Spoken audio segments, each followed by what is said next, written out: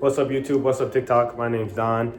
Don Season on TikTok, Don Shiesty on YouTube. Man, tap in with me. I'll be live on the game. Anyways, I've recently discovered the Lord. And some would say that, you know what? I'm going to say that. My whole life, I have been fishy of the Lord and fishy of believing and fully committing to a religion and looking at it in a different aspect of life. And nowadays, I am starting to let my guard down and finally open my heart to the Lord. Which, with that being said, I've started Genesis 1, and I am at the creation stage. I'm not gonna start. What I'm gonna do with this series, I'm gonna read, but I'm not gonna go back. I already read. So I'm gonna say what I've taken away from that is that I read that God created the seas and earth, and that then He made the animals, and then He made man in His own creation, and told man to dominion over the earth. And something I'm taking away from that is that God made everything on earth for us, or quote unquote for man and for woman, to oversee. That means that in life we can't let the world oversee us. This is our home. This is not the house that you live in, the world that you live on. This is your home. We oversee the world. So when things are going bad emotionally and things like that, or things are going bad physically, you got to understand that this is your home no matter what, until you leave. So that's something that I'm taking away from this right now, and I just want to continue with having an open mind. So with that being said, let's continue, man. Also, I'm not a perfect reader, and this is the Bible. So, you know what I'm saying? Give me a shot, guy. So I'm right here. I'm at Genesis 26, if y'all want to tap in. Then God said, oh no, I'm past that actually. I'm at like 28. I'm at 28. Then God blessed them, and God said to them, "Be fruitful and multiply. Fill the earth and subdue it. Have dominion over the fish of the sea, over the birds of the sky, and over every living thing that moves on the earth. See, I have given you every herb that yields seed, which is on the face of all the earth, and every tree whose fruit yields seed. To you it shall be for food." So that sounds like, and you know, I'm not a true believer in hunting and killing animals, but when you read that, it's like, this is for you, man. Like, don't overdo it and don't do it sinfully, but it's okay to hunt. It's okay to eat meat. You understand? Like that. If you want to have this perspective, this book's perspective, then that is something that I am going to start to believe. Okay.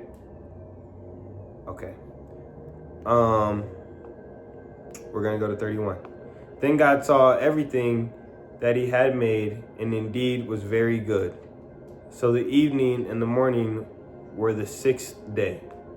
Thus the heavens and the earth and all the host of them were finished. And on the seventh day, God ended His work which He had done, and He rested on the seventh day from all His work. So God rested. Like that might raise a question. Like, why is someone like God resting? Correct? So what we're going to do in this series, I'm going to write these questions down. Why is God resting? Because if you're a God, then why should you be resting? It's okay to have questions, but it's not okay to be ignorant. Look it up. Ask somebody. We are at... See, this is something that keeps happening, and I'm new to this, and it's a lot of pages in here, so I need to You feel me? Mark these spots.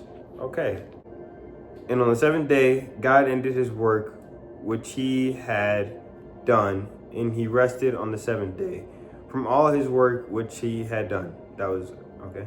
Then God blessed the seventh day and sanctified it, because in it he rested from all his work which God had created and made.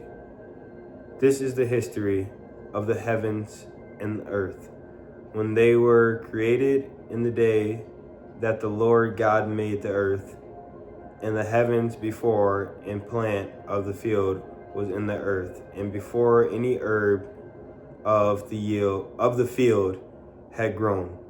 For the Lord God had not caused it to rain on the earth, and there was no man to till the ground, but a mist. So when you hear that, but there was no man to mist the ground, like, I think that is kind of telling us that that's where your place is in this world, right? I think that B. So that's from 4a to B. So at B it says, caused it to rain on the earth, and there was no man to till the ground, but a mist went up from the earth and watered the whole face of the earth. Ground. So us and water, man. We're in charge. Us and water. We need water.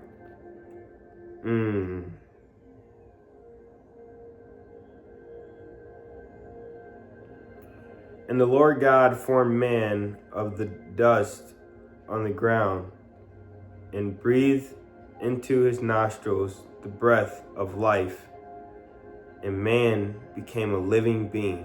Wow, that's strong right there. That's strong. If you want to write about that, that's 7 right there. That's Genesis 7.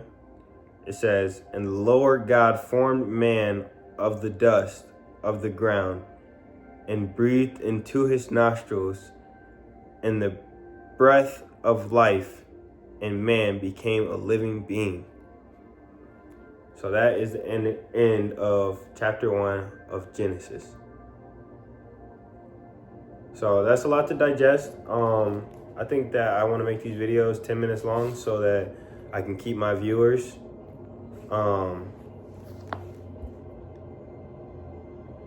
I think that's a good start. Creation is always a great place to start. I think that it's up to us to forget about, and this is coming from someone who may have even called themselves an atheist at a certain point. And I got 1 more minute.